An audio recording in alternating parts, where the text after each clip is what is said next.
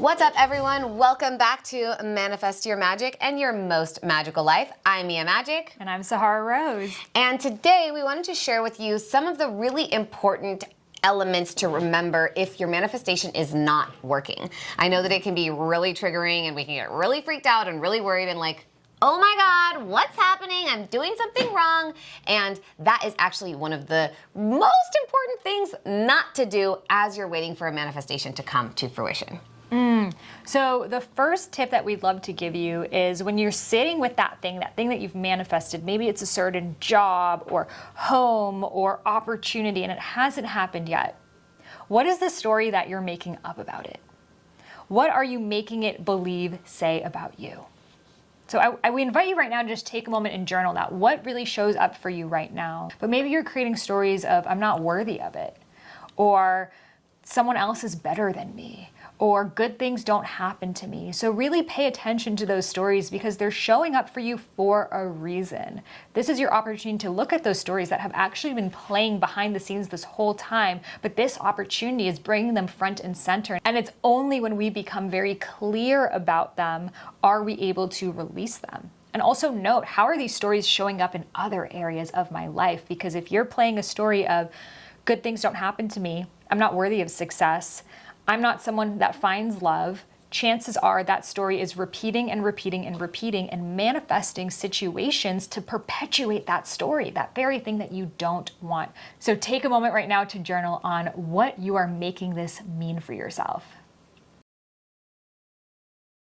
And as you complete this prompt and really are tuning in with the story that you're making up about this particular thing not coming or not happening yet, when you do that, you really want to notice that there's a belief system under there.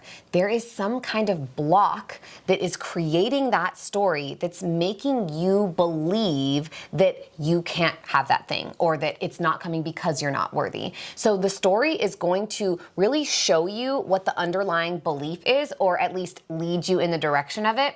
And then once you look at the story, diving deeper into it and seeing, okay, where is this block?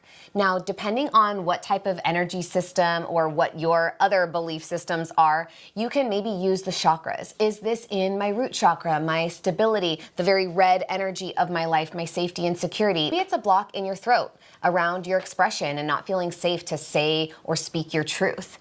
Anything that you can find, that you can figure out within yourself, you have an opportunity to then work with that block. Like Sahara said, see how it shows up in other areas of your life. Where are you blocking? Is it a block from receiving, or maybe a block from showing up, or like being in your giving energy, the way that you share?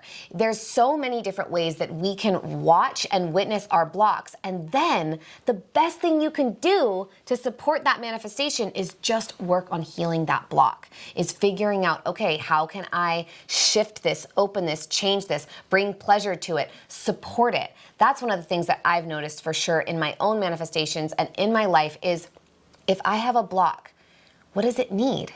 There's some little broken part of me or some inner child wound that needs to be healed, that needs to be tended to. And so if you can find what that block needs, you can ask it. I always say, doing channeled writings and writing to the block, I call upon the block in my throat. Please write to me, through me, anything I'm meant to receive in this moment. That is one of my greatest practices.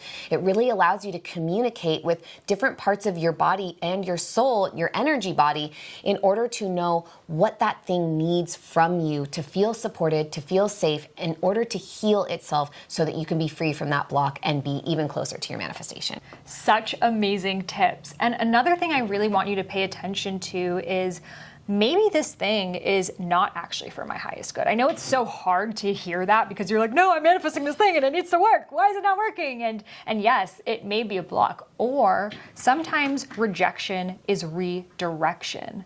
So maybe you think, oh, for example, I really wanted to buy this condo right when I got married. It was in the Pacific Palisades. It was so beautiful. It was by the ocean. I was like, the day I went, I saw dolphins there. And like, those are my power animals. So if I saw dolphins, I'm like, this is meant to be. Like, I am meant to buy this condo. It's happening. It's happening. Full manifestation juice there. And it got blocked. In fact, we thought we were going to buy it in the last minute. Someone who was like in second place came back, cash offer. It was out of our hands. And I was so confused, you know? Yeah. This house belongs to me. I saw the dolphins. We just got married. Where are we going to live? We already moved out of our place. We were in this limbo of not knowing what to do. And it was so hard on me. However, about a year later, I ended up moving to Miami. You know, 2020 happened and my husband's office shut down, and we really sat with ourselves of where do we want to live? Where is our highest expression? And now I'm in Miami, Florida, where there's even more dolphins in an even better condo. But at that moment in time, I felt like everything was working against me, right? The universe had its back on me, but really it was protecting me in a way that I couldn't have seen at that time. So rejection is redirection and it is protection. So sometimes it's not working out for you because the universe knows some information that you do not yet know about. And that's so important to remember all the time. Like, one of the same very similar situation happened to me. One of the biggest, deepest desires of my whole life I thought was happening. We were like gonna do this beautiful show about real witches, and it was gonna be so exciting, and I was like so juiced up and amplified and like, yes! And I was thinking about it every day, and I'd moved into this dream house, and I was just building my life around this manifestation. And then when it didn't happen, I was devastated. I was literally heartbroken. I like could barely function. And so I decided to do one of the things that always is healing for me, and I know Sahara has done this too, is to take an adventure and to go out into the world and travel and receive new experiences. And one of the things that I have always lived by is that travel is one of the only things we can buy that makes us richer. And so I went to Bali. Some people love Bali. I love a lot of things about Bali, but I was like standing in this waterfall and there was this like toothbrush with a string like attached to a plastic bag dripping down on me. I rented a house that had a waterfall in the backyard, but you couldn't swim in it because of all the trash and like the water was unclean. And I was like, this does not work for me. I need amazing nature. And I randomly went, my friend was like, I'm gonna get my head tattooed. Do you wanna come over and hang out while I get my head tattooed? I was like, no, but I feel like I'm supposed to say yes. And so I did. And I went, he's like getting his head tattooed, and I met this Australian girl who was just there like playing the sound bowl, and she was like, how have you been liking Bali? And I was like, I haven't really. I've had a really hard time connecting to the nature, and that's why I came here. There's so much trash, and I literally just spend all my time like picking up plastic because it's so heartbreaking. She was like, you would love Mullumbimby.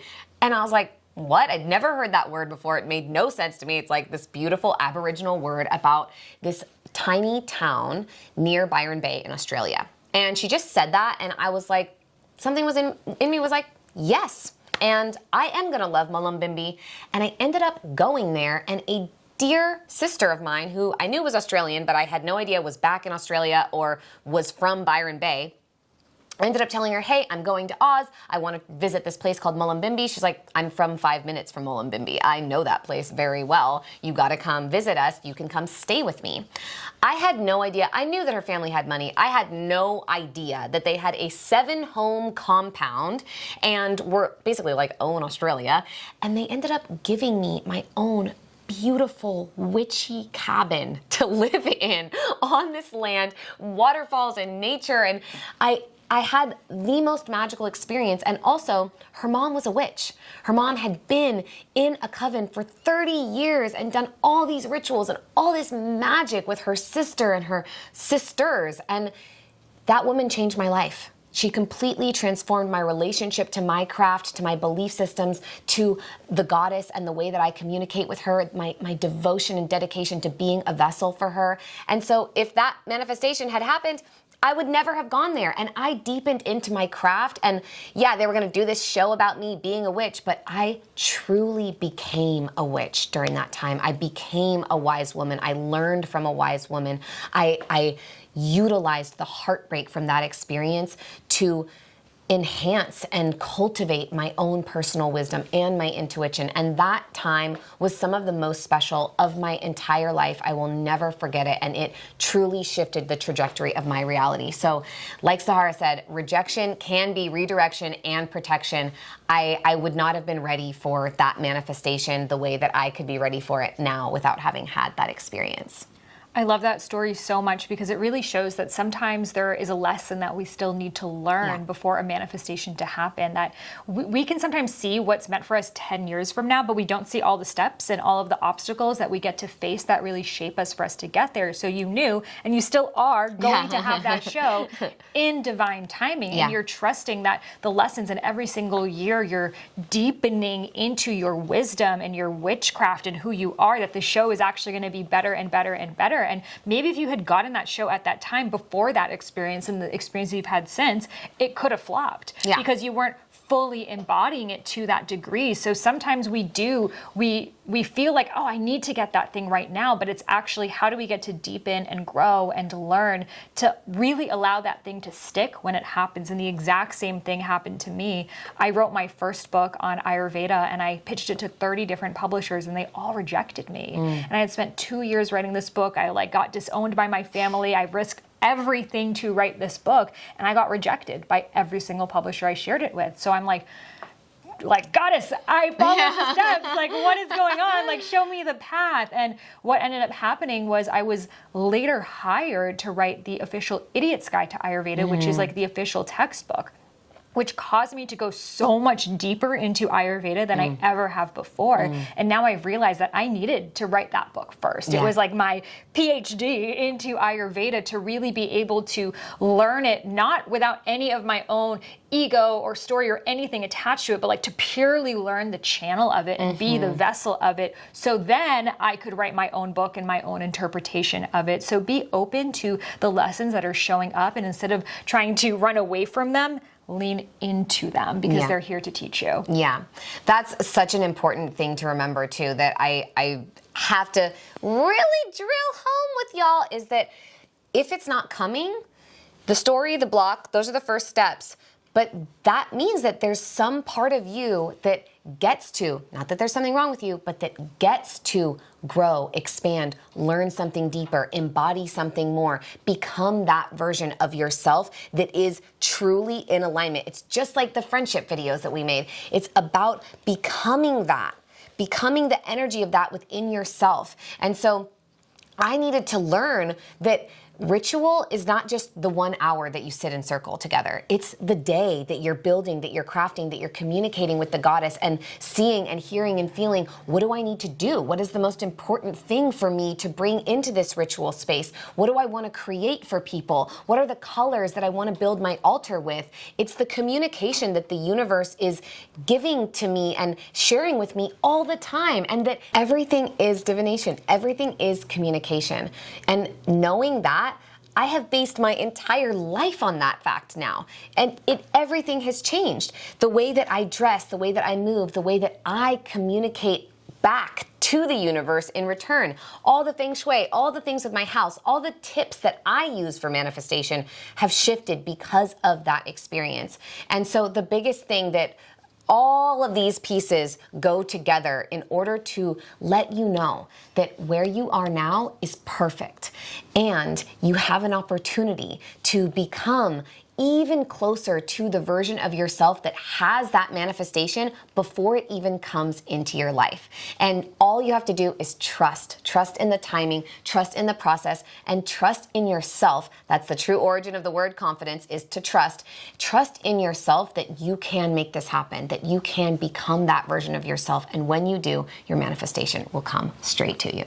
So juicy, so good. So share with us in the comments below, what is the lesson that you're learning right now from the manifestation not happening? Maybe there is a divine teaching or realization or awareness or area of growth you get to step into. We're so excited to see and support you through it. Thank you so much for being here today. Be sure to like and subscribe to stay tuned for future videos. And we are here to support you. Let us know any topics that you want us to dive into. And we're super excited to create incredible content for you. Yes, thank you all so much for joining. We hope that you are feeling so supported and manifesting all the magic in your life. I'm Mia Magic. This is Sahara Rose, and welcome to your most magical life.